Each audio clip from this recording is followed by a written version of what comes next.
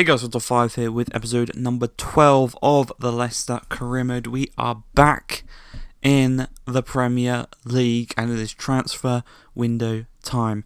This is the squad that got us here. I've got 3 announcements. Those are Jamie Vardy is retiring, Mark Albrighton is retiring, Johnny Evans is also retiring at the end of this season. Also, I told you the Premier League table in the previous episode to take it with a grain of salt. You can see Fulham are still there. It was not in fact them that got relegated. It was Bournemouth, Luton and Crystal Palace that went down, not Fulham. So they survived by the luck of EA Sports and transfers. They're going to come in thick and fast in this episode. We want to build a team that will keep us in the Premier League. We want to build a team that will fight for those European spaces because, as I've said, throughout the whole season so far, as soon as we get back in the Premier League, I want to get back to where business was, back in those European places, back where this team deserves to be, back in Europe. And you can see a lot of offers for a lot of our players. The first player officially leaving us is going to be Danny Ward, who's going to Espanyol. Next up is Sammy Braybrook. He is leaving and on loan with an option to buy.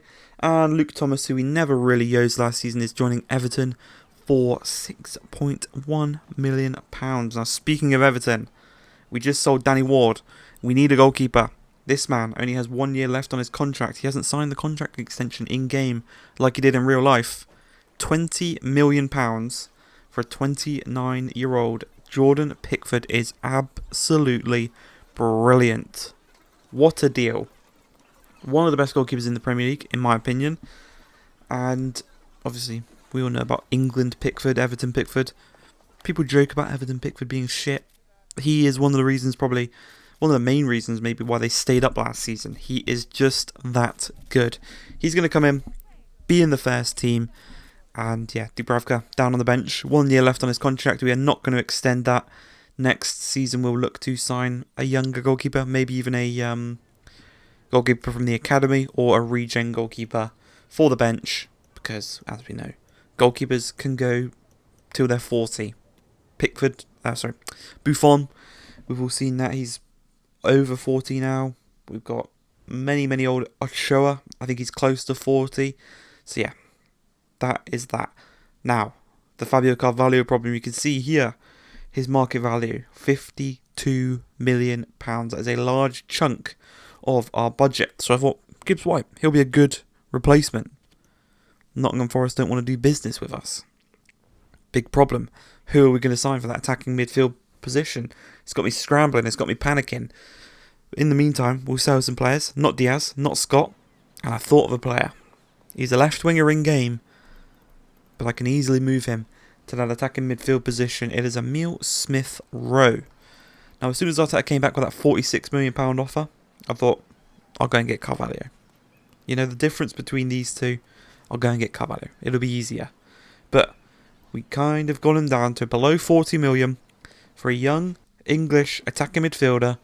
We'll convert him centrally, and I think he will be a very nice signing for this Leicester team. 5 years, no release clause.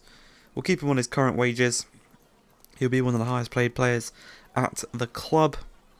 And yeah, 81 overall. He joins now that attacking midfield 3. Jota, Smith-Rowe, Buendia. Proper nice attacking midfield 3 there. So yeah, I'm happy with that deal. And unfortunately, we couldn't bring Carvalho back. But we did grow him to be an 82 overall player. And kind of priced him out of a move for ourselves. Now, we did sell Luke Thomas, so we need a backup left-back. Sergio Gomez is going to be our man. You know, not the quickest, but technically, he's going to be better than Luke Thomas. I mean, Luke Thomas himself wasn't the quickest. So, we've just got a nice option there at left-back. We're going to try and get him on a wage decrease because he has taken a step down from City. And he does accept that £50,000 per week. He's going to come in, replace Luke Thomas. He'll probably fight for a rotation between himself and Christensen, 2 young left-backs. But it's nice to see that we're getting our business done early doors. Another player. I wanted a rotation player for either Akpom or Buendia. Right hand side. Obviously Gula can play there, but I want Gula down the middle behind Smith Rowe in the rotation. So, behind Buendia in the rotation, and could be behind Akpom, Nathan Tella from Southampton. They got promoted with us, but they don't have the ambition that we have. We get him in for very, very, very cheap, and he signs the deal. He signs a rotational contract as well, which is nice to see, but 7.9 million for him.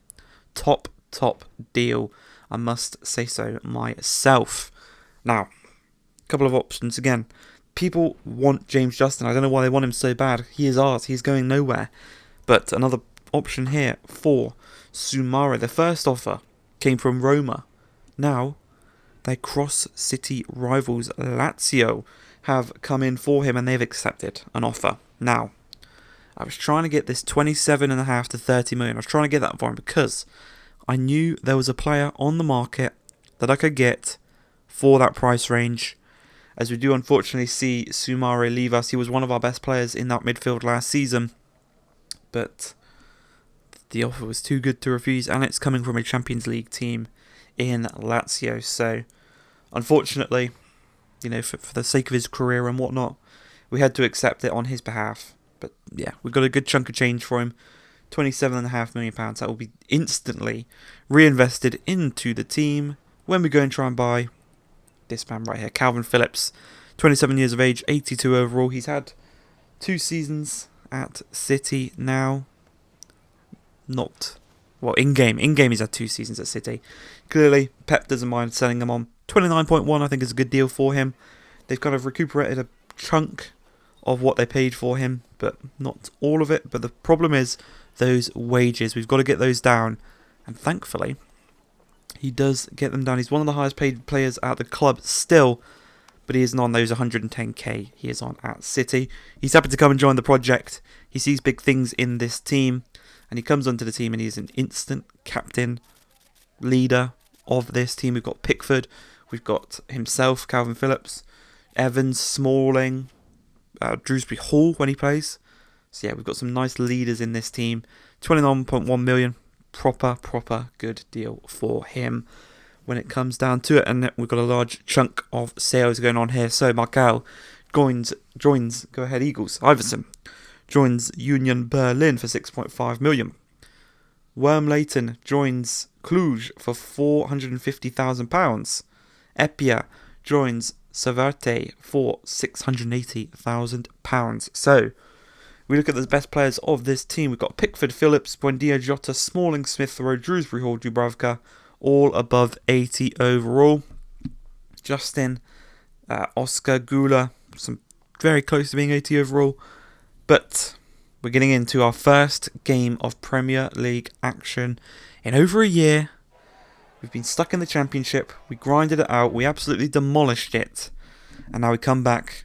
And our opening game is against Sheffield United at Bramall Lane, and we're ready for it.